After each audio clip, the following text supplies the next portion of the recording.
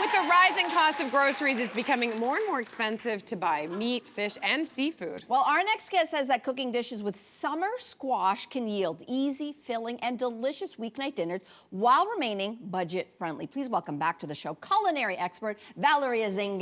Welcome back, Valerie. Thank you. It smells amazing. I just got to ask the question, why do you love cooking with summer squash? So it is becoming expensive buying ingredients that are filling. However, cooking with summer squash and infusing it with ingredients like ricotta or even condiments like capers and chocolate can result in hearty and filling meals. And plus, I always encourage buying other squashes that aren't just green zucchini. Oh, okay. Okay, we love squashes, as we've established. Yes. So what are some other squashes that we might be less familiar with in terms of cooking? So you can start with zucchini blossoms, which are the edible flowers of the zucchini plant. You also have patty pan squash, which are these little cute squashes right here, super cute. You also have straight neck squash and kusa squash. And unlike winter squashes that have a longer shelf life, summer squashes are a little bit shorter in shelf life because they have really thin skin and high moisture, so it's always best to cook them within days of purchase. Okay, within days of purchase. You got 4 dishes we're gonna go through. Oh, yeah. What's the first one? First one, we have your ricotta stuffed zucchini blossoms. These are fried, crunchy, and delicious. Ooh.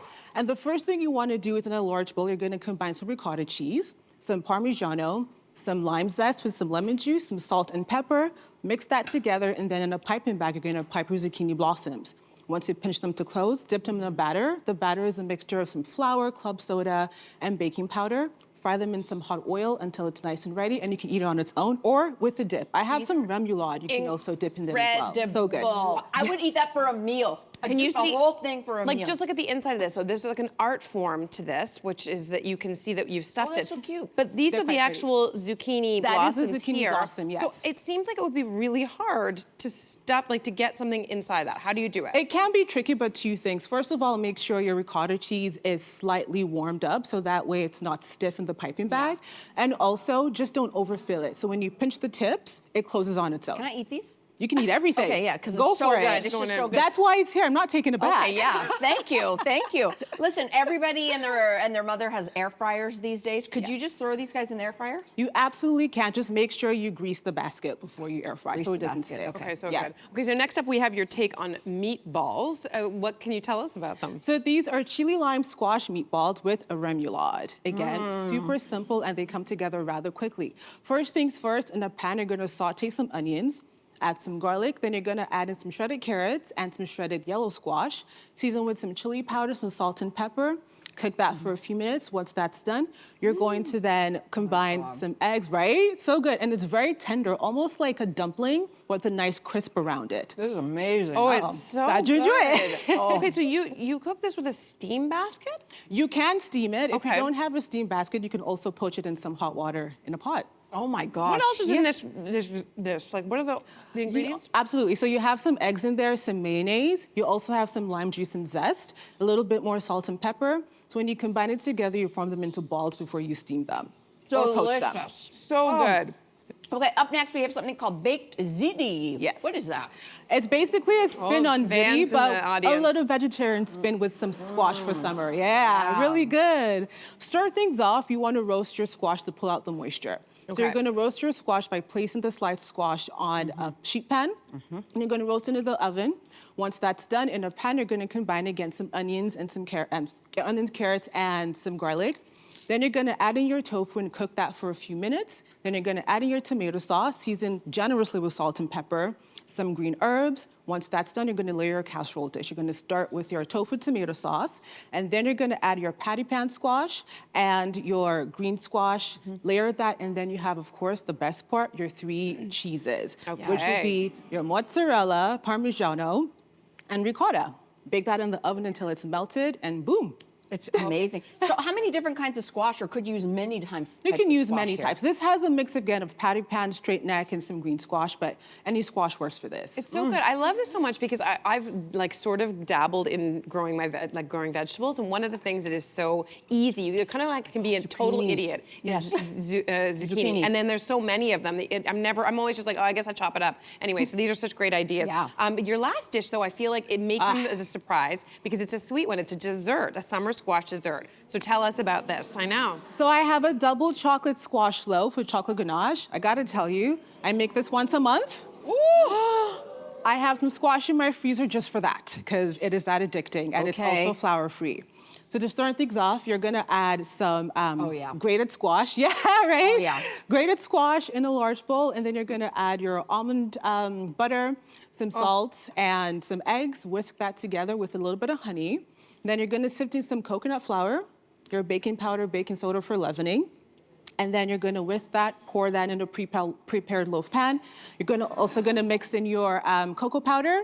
Once that's done, bake it in the oven until it comes out nice and clean, and top it with some chocolate ganache, which is very simple. Just some whipped cream and some melted chocolate. Somebody backstage, can you scan the QR code on the screen Yeah, right we now? need this, we need I this. need this I in my know, life. I I'm making know. this tonight. But you say you have to really prepare the zucchini for this. Yes, you do. So I recommend you put the grated zucchini in a cheesecloth or a paper towel, and you want to squeeze out the moisture because that moisture can make your batter runny, delay the cooking time. Who wants a soggy cake? No one likes that. Yeah, no one loves that. Okay. Can I ask a quick question Of about course. the freezing of the zucchini? When you freeze a zucchini, I didn't know you could even do that. Yes. Are you freezing it just like this, or are you chopping it up first? You should chop it up. Okay. Because then it's going to wither. So you want to chop it up, freeze it in freezer bags. It Okay. can last for at least a year in your freezer. What? Yeah.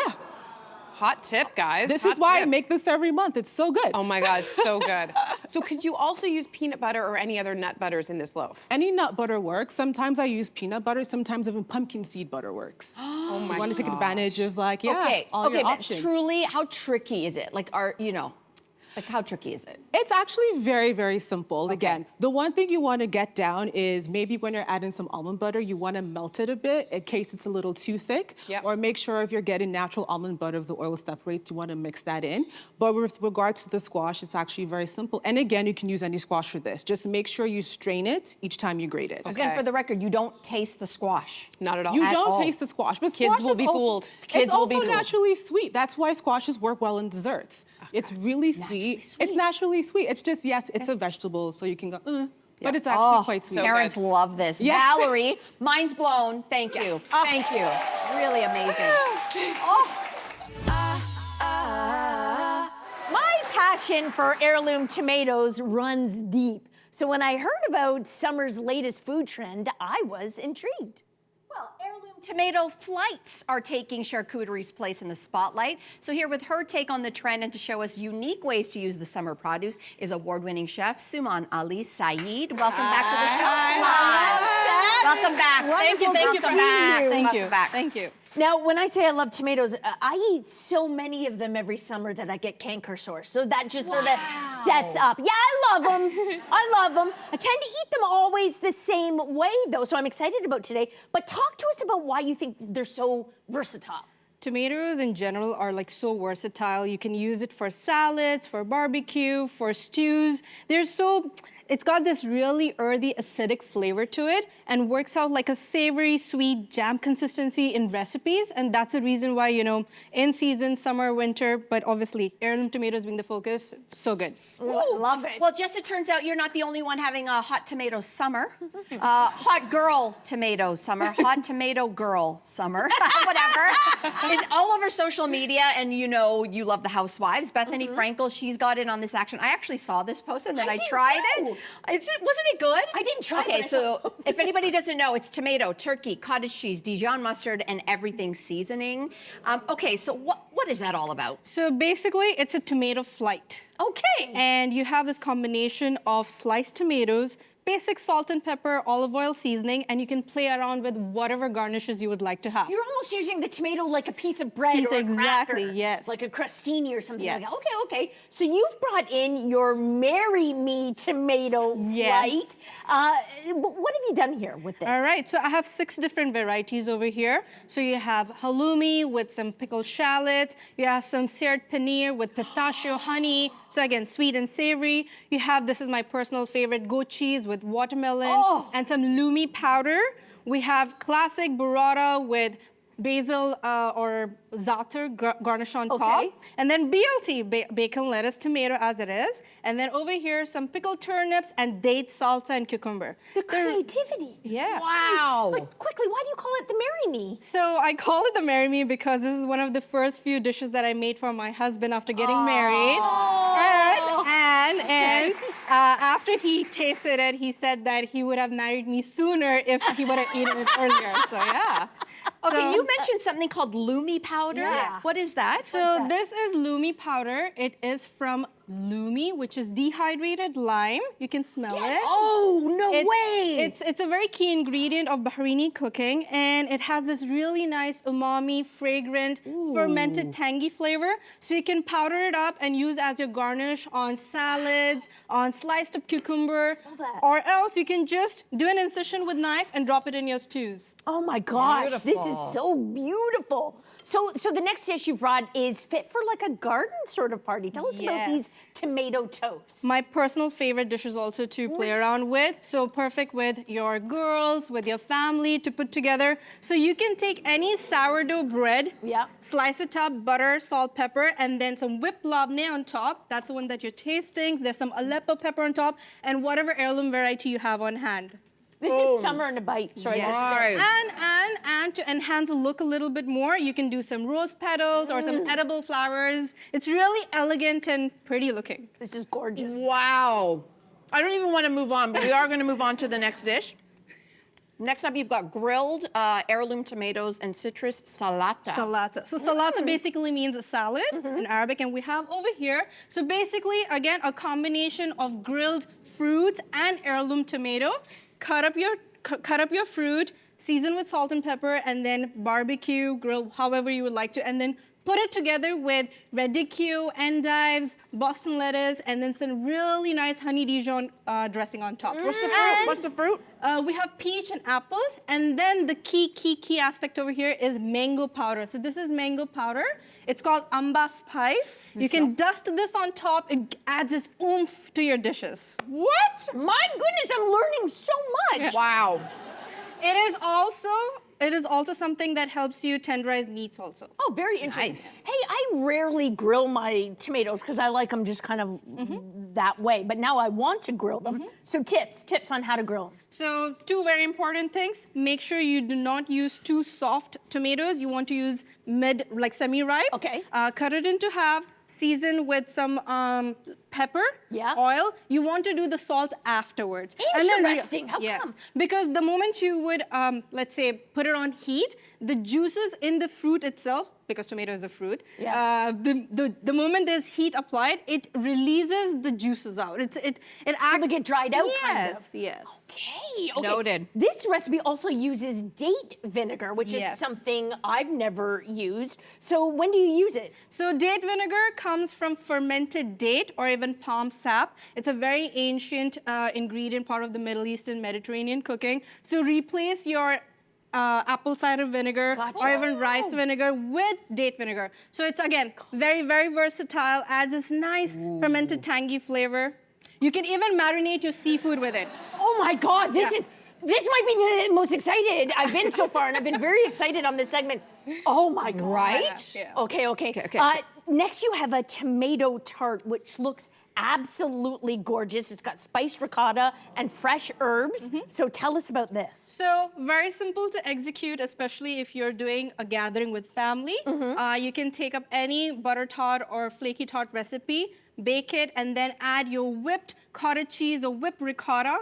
Place it in the center, and whatever heirloom tomato you have, slice it up, garnish on top, and then season with either like a mint sugar or like a red chili oil or herb oil. Play around. And then you can cut the slices and eat it. Enjoy it's so it. versatile. I love it. I love it. So good. Again, they're making us move on so fast, but we're going to end off with a stew. Yes. Look at Tell this. us about Sorry. this. This is gorgeous. Tell us all about So this is comfort food and soul food for me. Oh. Yes. So what you see over here is tomatoes and onions sauteed together. You have aubergines and chickpeas with regular baby cherry tomatoes stewed together. You can eat it with rice. You have it in front of yourself. And again, like, this is going to send you in a food coma. Because it's a dish you can eat in summer, in winters, but the fact that you're cooking tomatoes, it releases this really sweet, savory flavor profile. Beautiful. They're This all is- my favorite. I know. I my don't know if I favorite. can pick a favorite, but this is the only dish, correct me if I'm wrong, that is you're cooking your tomatoes. Correct. So talk to me a little bit about that, how it changes the flavors. So when you cook tomatoes, it really breaks down the sugar particles, the sugar inside the tomatoes on its own. And then what really happens is that when you're cooking and bringing it together in like a stew-like consistency, the viscosity will also change. So it makes it thick like jam. Oh, okay. Yeah. And it becomes sweeter and more. Oh Exactly my God, sweeter. it's so delicious. Suman, this was spectacular. Thank you so much. Thank you. Wow. Welcome back, everyone. So with the spring season comes a bounty of produce, and our next guest says we should take advantage of a root vegetable that is often overlooked. So here with inspiration for how to use the underappreciated radish is culinary expert Valerie Azingue. Welcome to the show. All right, Valerie, let's start with the basics. What is the 411 on radishes? Yes, so radishes are root vegetables. They are a member of the Brassicaceae family. This family also has other member vegetables like broccoli and cauliflower. Radishes are in season from May up until early September. Yeah. And there are many different types of radishes. You've got pink radishes, for example, which we have here today. They're pink on the outside and white on the inside. You've got daikon radishes, which are white radishes, a little bit longer. You've got watermelon radishes, which are green on the outside and hot pink on the inside. And you've got French radishes, which are very similar to red radishes and so many other radishes. Now, radishes are very, very budget friendly. However, they do have a slightly spicy, peppery kick, which can be a turnout for so many people, and they often get ignored at the grocery store. I know for a fact, when I go to a restaurant and I order radishes, they're always served raw and as a topping on a salad or just for food styling. But that's kind of unfortunate because radishes can be very delicious when cooked properly. Okay, Valerie, I'm here for this segment. I really hated, like so many people, I think, radishes when I was little, and I felt like I suddenly was transformed into an adult the first time I had them and I actually liked them. They threw them into a salad. I just thought, oh, I'm adulting here.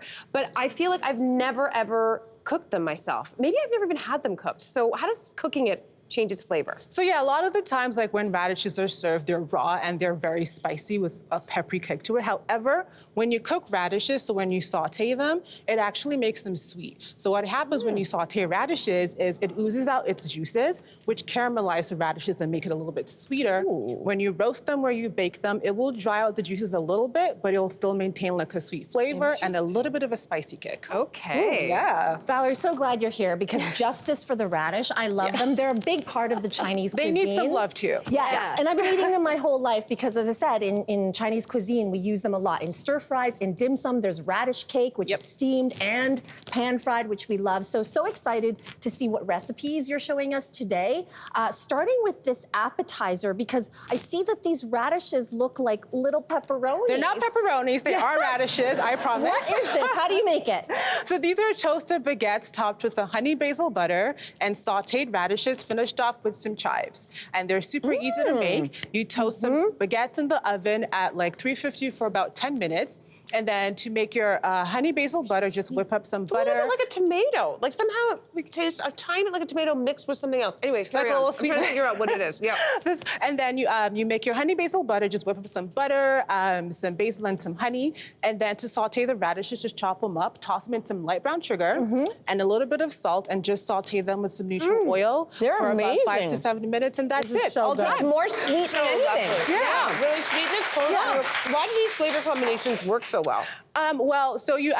I use salted butter to make the honey butter basil only because the saltness in the butter cuts into the sweetness of the radishes and balances out the honey as well. The herbs from like the basil and the chives give it a little bit of freshness. And yeah, you're getting a good balance of like sweet and savory going on here. And I may add, this pairs really well with a glass of rosé. All right. Oh, okay. Yeah. Okay, let's move on to the next dish because you have a creamy radish and potato soup. Yes. Which, like, I didn't even know that you can put that into radishes into a soup. So take us through this You one. absolutely can. So this is perfect for like those warmer months when you're craving some soup, but you want something light, super simple. Roast some radishes and some baked potatoes with some salt and pepper.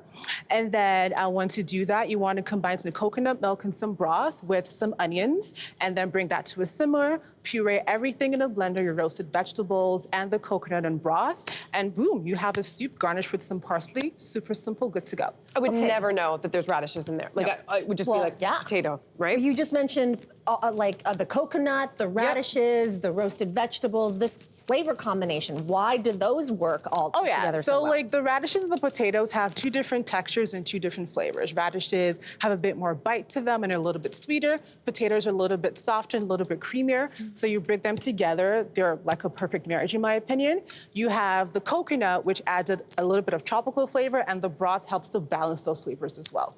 Okay, so only the bulb of the radishes are what has been used in the recipes you're showing us today. So what if we want to not waste the tops? So if you're able to get fresh tops, you can absolutely throw them in a pesto. I usually make pesto with some basil, sometimes arugula for a bit of a spicy kick, but the tops work perfectly for pesto, or make a green butter. You could swap out the basil honey butter with a toasted baguette and just top it with some green butter using the tops.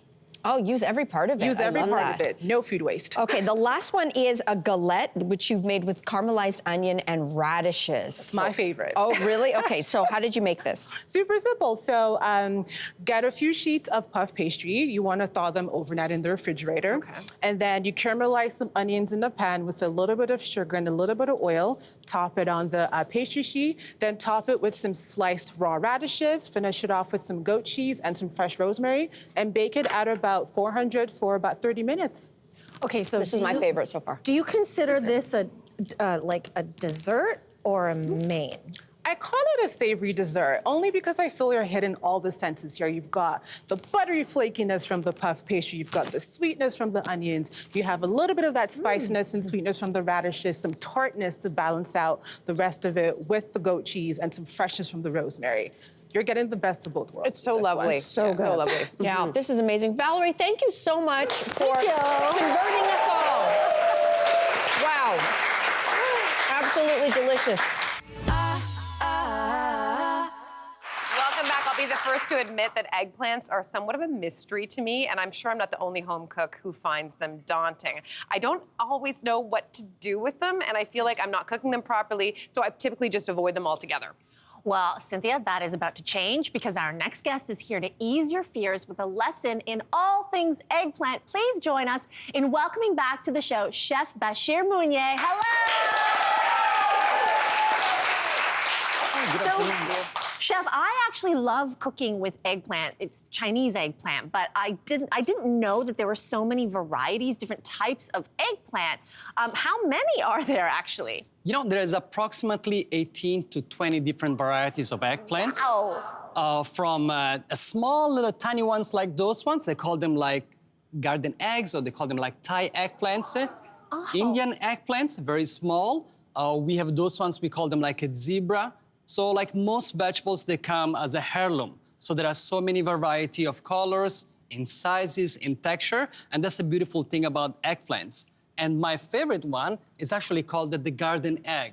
Oh, it's cute. Yeah, they grow I on a wouldn't even vine. know that that's an eggplant. Yeah, they grow on a vine, so when they grow on the vine, they kind of look like a small egg. That's why it's called a garden egg. Okay, so what would you say to the people like me, and I think there are many people watching, who feel a bit intimidated by them and they're afraid to cook them because they're not sure exactly what to do with them? I will say, have no fear, Bashir is near. I like it. The beautiful thing about eggplants is once you understand the botanical composition, the color, and the texture, then you decide the dish. Okay. So for those eggplants specifically, they're really sweet. They don't have any bitter component. Certain eggplants have a little bit more firmness, so they're beautiful if you roast them at a high heat to make them crispy. You can slice them and steam them as well to become really tender. So they can be really versatile. So from a chicken katsu, but with the eggplants, to a parmigiana, into a stew as well. So very versatile. So you've brought some dishes with a few different types of eggplant to really like understand that biological composition versus flavor, right? The first one is Heirloom Rosa Bianca. Absolutely. So tell us about this. So this beauty right here, it's called the Heirloom Rosa Bianca, hence the fact that it's like heirloom of eggplants.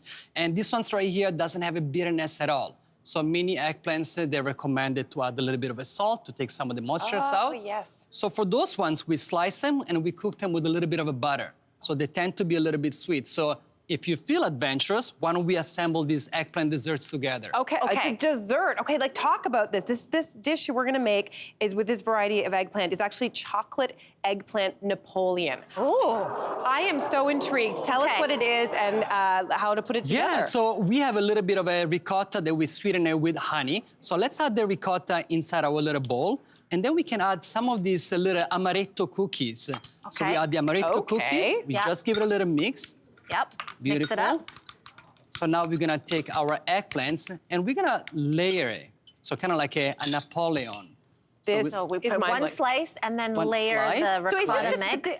This has been steamed or cooked or fried in the butter? They've been cooked and pan fried with a little bit of a butter. Okay. So you add your ricotta, and then you add some of your little garnishes. Some pistachio, a little bit of a candied orange peel, some chocolate nibs. Chocolate nibs. Okay. A little bit of a chocolate sauce to get us started. Ooh. Chocolate this is mind-blowing. And one more layer. Here we go. Okay, here we go. I think people are convinced about the eggplant now. Now, this will be like a ricotta filling. This will be similar to what you will get in a cannoli.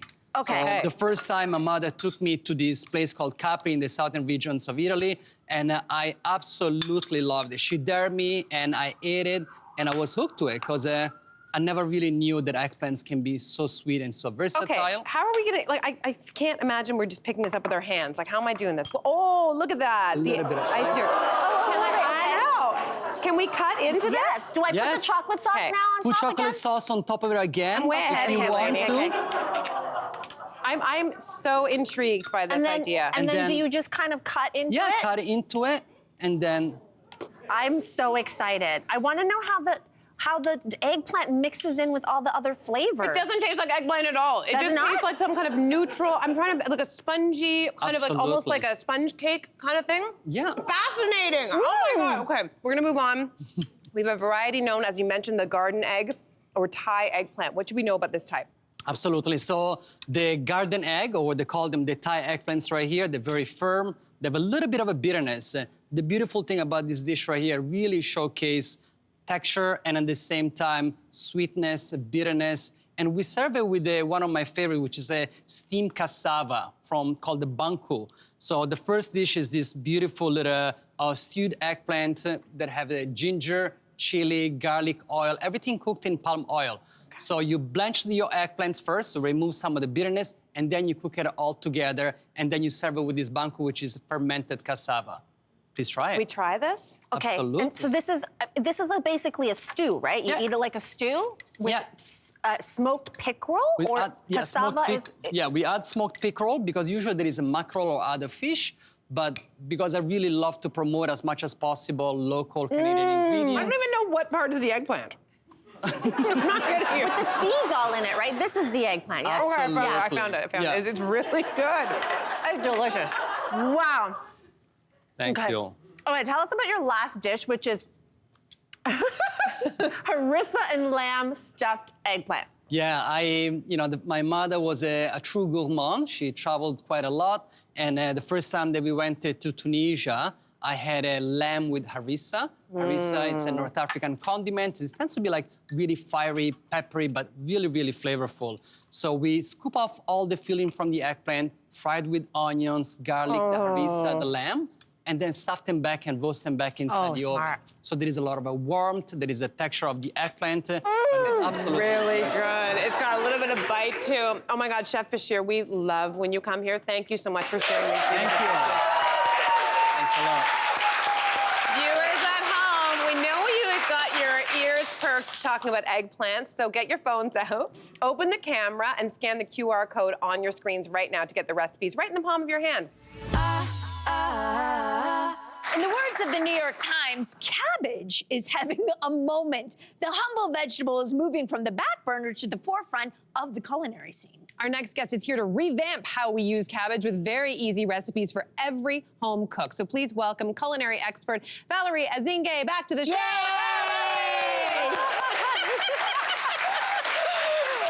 love that You're wearing like a shade of cabbage here too. Yes. Very on brand. Bringing the cabbage energy. Bringing the for sure. cabbage energy. And the energy of cabbage used to kind of be like, cabbage is a workhorse of a vegetable. You know what I mean? It's economical, it lasts forever. But now it's kind of going through this rebranding. It's chic. It's chic. What's behind this? So yes, cabbage is a humble vegetable. It's green and leafy and comes from the same family as kale and cauliflower. And right now, chefs are taking this humble vegetable, they're giving it a revamp, and they're creating culinary masterpieces with it. The same way they did with cauliflower back in the day. Yeah. However, unlike with cauliflower, cabbage is having a bit of a harder time resonating with home cooks. But the good news is, cabbage is very delicious. There are many amazing recipes you can make with it, and it's also cost effective, and it has a really long shelf life. So Yes, I love it's your that. menu. Yeah, I think people have some traumatized experiences with it from their childhood, and that's why it's got a bad. We're ready to revamp. Okay, so Absolutely. let's start with how many different types of cabbage are there? Yeah. So there are over 10 varieties. However, the most common you're going to find at the grocery store would be like your red cabbage, your green cabbage, your Napa, and your Savoy cabbage. And luckily, that's what we're trying today. Got it. Okay, And a lot of cabbage. We're going to start with the Napa cabbage. Yes. So tell us about how you made it the star of this crispy cabbage fritter dish. Absolutely. So this Napa cabbage is super easy, comes together in about 10 minutes. So to get this all started, you're going to cut some Napa cabbage into a bowl. You're going to toss it with some salt and pepper, and then you're going to season it with some eggs and some flour. This is the one, right? I'm eating Yes, this so one, that one, the fritters. Okay. And then you're going to toss it all together with some chives, and then on a pan over medium heat, you're gonna add some oil. Then you're gonna fry the Napa cabbage for about 4 minutes per side. And then when that's done, you set that aside.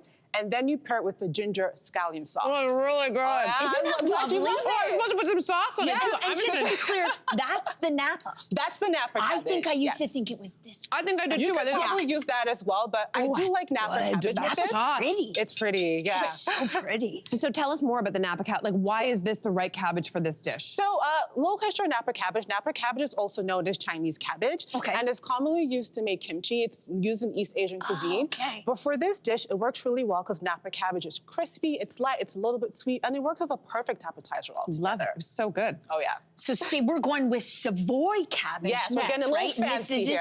this guy. Yes. And this is a Savoy cabbage gratin. Oh, gratin. Yes, with Gruyere. Oh, go Hey. on. Oh yeah, delicious. So I mean, when it comes to cabbage like this, you mostly use Napa cabbage to make cabbage rolls, but we decided to like take things up a notch and make it a little fancy.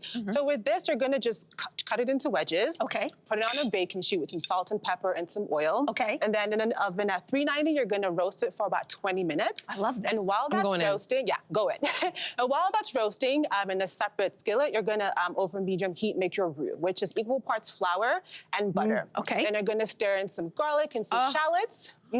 Till aromatic, and then you're going to pour in some milk, and then let that come to temperature until it's nice and thickens all around the spoon. Creamy, very rich, creamy, beautiful, salty. Love all it. of it. And then you're going to add the Gruyere into it, and then when it's done, you're going to pour it over the roasted cabbage in your casserole dish. Then top it with extra Gruyere and some breadcrumbs.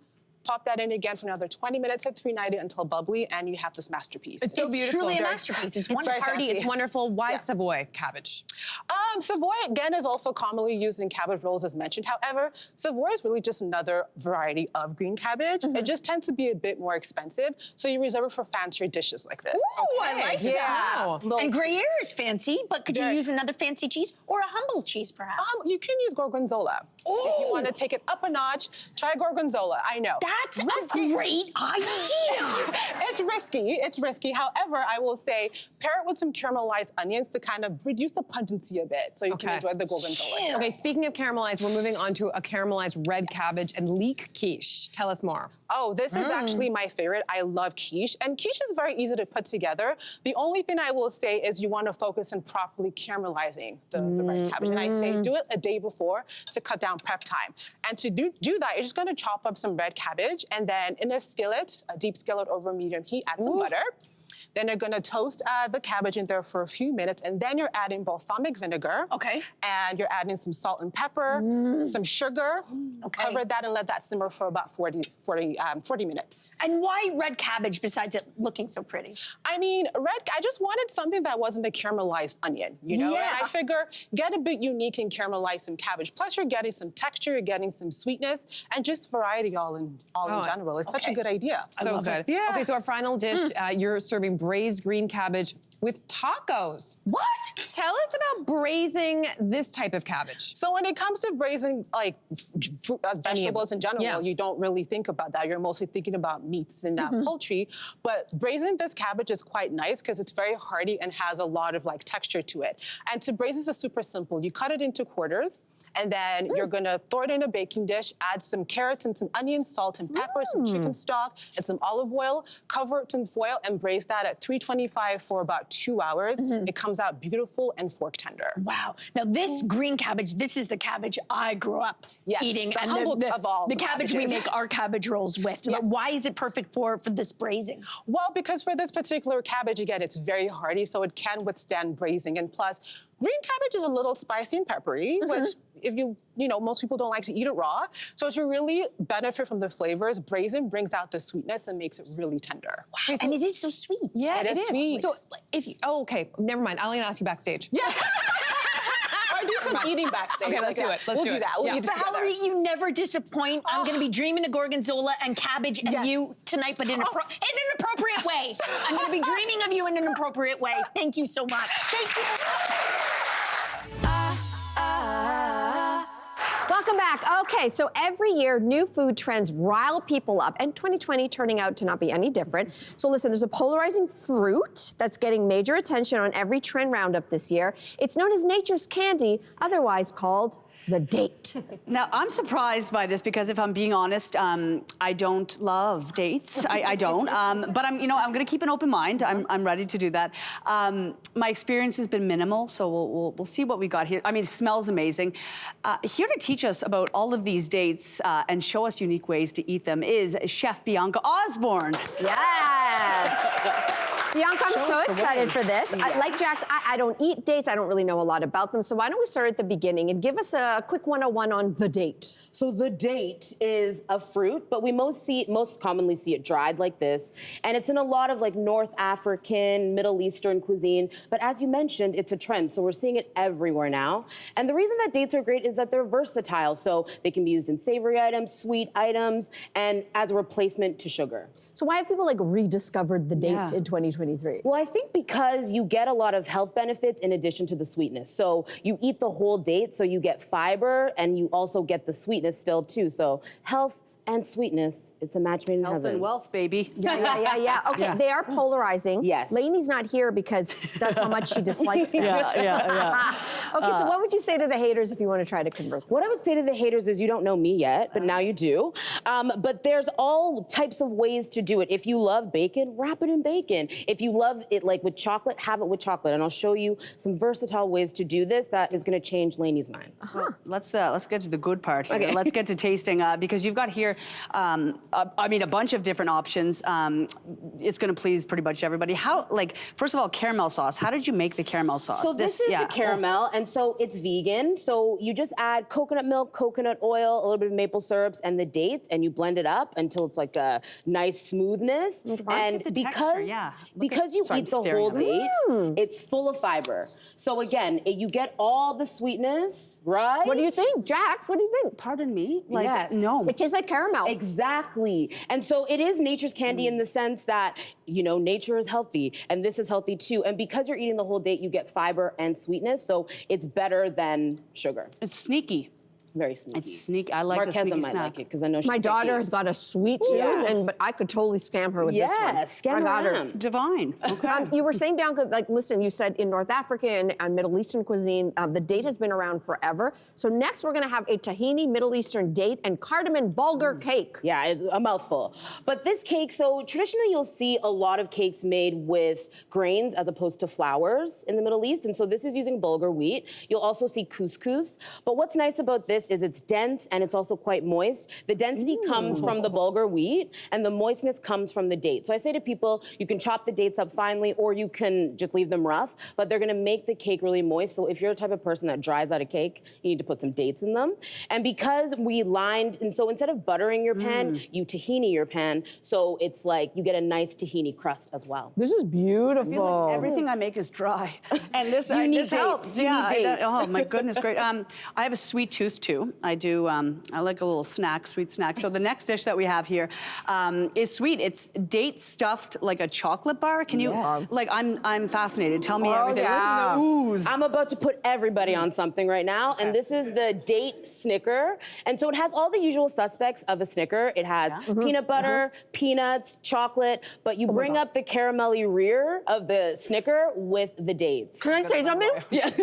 This tastes like a chocolate bar. It does taste like a chocolate bar. Exactly. And because you're eating the whole date, again, there's fiber, there's healthy fat, so it's whole food as opposed to a chocolate bar. Oh my gosh, I'm gonna make these tonight. Yeah, and it's so easy. Like truly, it's very like, take the date, open it up, stuff it with the peanut butter, sprinkle with peanuts, cover with chocolate, Bob's your uncle, delish. Is this good for my metabolism? Because I don't have good metabolism, so I gotta cut out the sweets. So this is healthy? Yes, because it's the fiber. You really want to, if you don't have a good metabolism, you want some fiber. But I also just want to mention, you want to make sure you use the medjool dates because they're the big, fat, lovely ones. The big boys, okay. Yeah. Okay. Okay, these are sweet. This is really good, yeah. I just felt like I ate a Snickers bar. Yes, right? But can they be like savory?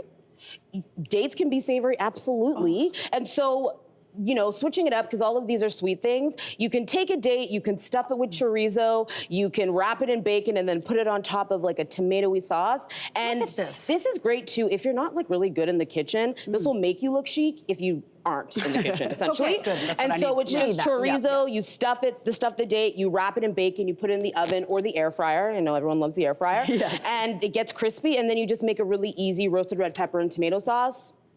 Divine. Okay, so you just described the last dish, but we're gonna see if we can, in fact, flip a Lainey. I know. So Lainey, come on out here. Come on, Lainey. Because we have this bacon wrap date. Right there. So a bacon wrap date. You have one as well. I don't eat meat, so you guys jump Don't in embarrass here. me now, ladies. She's so hesitant. Okay. But I'm gonna have another Snickers bar if that's okay. Oh, okay. It's so warm. That's so good. She's unsure. There's a lot of pressure in this moment, I know. Oh my God. Okay, well, Jax likes it. So good. It's good, right? I can't taste the date, so I think I can just taste the bacon and the take sauce. that as so a that's win is a win. That's A win is a win. I like the sauce. Yum. The sauce is great too. And the sauce you can use on other things too. All the recipes available. Eat it straight up, maybe with my finger. I love that. Oh my God, Bianca, this is why we love you. Yes. Thank you so much. Thank you. Yes. Oh, you ate the second bite too. She finished it, guys. She finished it. It's a big deal. If you're watching at home, we want you to get your phones out. We're gonna have the QR code up right there. It's right under you, right there, Jax. If you want any of these recipes, just pull out your phone, open the camera, and scan the QR code, and the recipe will pop up. So have a great date. Yeah. Have a great day.